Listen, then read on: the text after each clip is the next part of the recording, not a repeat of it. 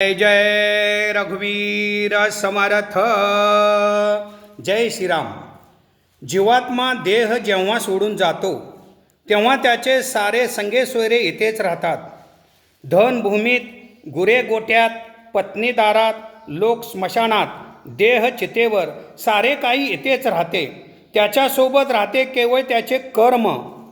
एका राजाने एका माणसाला अपराध केल्याबद्दल मृत्यूदंडाची शिक्षा ठोठावली. तेव्हा तो माणूस हात जोडून राजाला म्हणाला, महाराज, मी हे कर्म केवळ माझ्यासाठी केले नाही तर इतरासाठी केलेले आहे.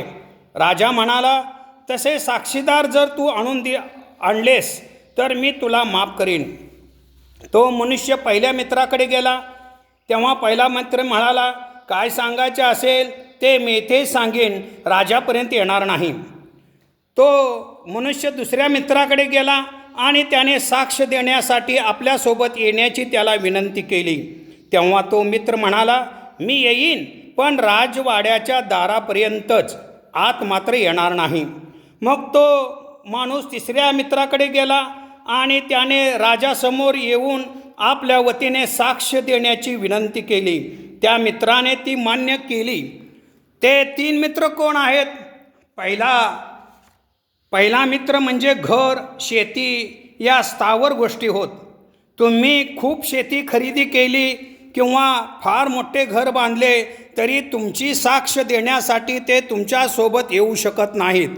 काय सांगायचे ते येथूनच सांगू असे म्हणतात. दुसरा मित्र म्हणजे त्याच्या परिवारातली माणसे. ते त्याच्यासोबत घरातून बाहेर येऊ शकतात, पण कुठेपर्यंत? स्मशानापर्यंत. प्रेताला गाडण्यासाठी जे घर बनवतात त्याबद्दल एक हिंदी कवीने म्हटले आहे, घर बनाया दरवाजा नहीं, पड़ोसी बहुत है लेकिन बात नहीं. त्या घराला ना दार असते ना खिडकी.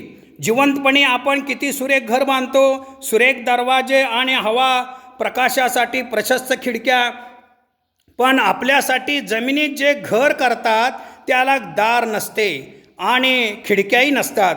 तिथे अंधारच अंधार असतो. तिथे अवतीभोवती अनेक शेजारी असतात. तसेच आपापल्या घरात बसलेले, परंतु कुणीही कुणाशी बोलत नसते. त्याने काय केले ते हा ऐकत नसतो आणि ह्याने काय केले ते तो ऐकत नसतो. सारे मुक्याचे साम्राज्य.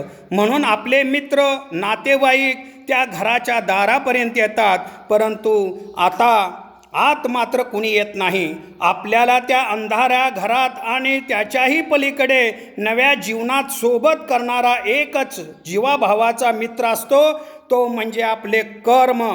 ते पुण्य असेल अथवा पाप असेल, पण ते आपली सदैव सोबत करीत असतो. जय जय रघुवीर समर्थ. जय श्रीराम. आजचे बोधवचन 15 जुलै. आपल्याकडून होईल तेवढे नाम घ्यावे, न होईल त्याचा राम कैवारी आहे. जय जय रघुवीर समर्थ. जय श्रीराम.